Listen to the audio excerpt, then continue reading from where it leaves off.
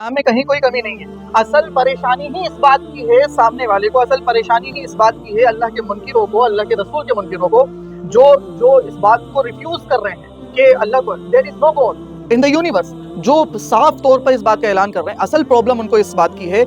کہ ان کو یہ نظر آتا ہے کہ جو سسٹم اسلام کے پاس میں، اسلام کی جو خوبیاں ہیں، اگر وہ دنیا کے سامنے آتی ہیں، اگر وہ ہماری مظلوم عوام کے سامنے آتی ہے، اگر ہماری وہ اوپریسڈ پبلک کے سامنے وہ خوبیاں آتی ہیں، تو اس کے نتیجے میں کہیں ایسا نہ ہو کہ ہماری پبلک اس کو ایکسیپٹ کر جائے۔ یہ ڈر ستاتا ہے، جس کی وجہ سے اسلام کو وہ کھلے طور پر سامنے آنے نہیں دینا چاہتے ہیں۔ انہیں معلوم ہے، قرآن کہتا ہے یا ایھا الذین آمنوا کتب علیکم القصاص فی القتل الحر بالحر والعبد بالعبد والانثى بالانثى۔ یہ اسلام کا سسٹم ہے کہ اسلام کی اسٹیبلشمنٹ ہو، اور اس وقت کے اندر اگر کسی قاتل نے کسی کا مرڈر کیا ہے تو اسلام یہ بتاتا ہے الحر بالحر، تو اس کے بدلے میں چاہے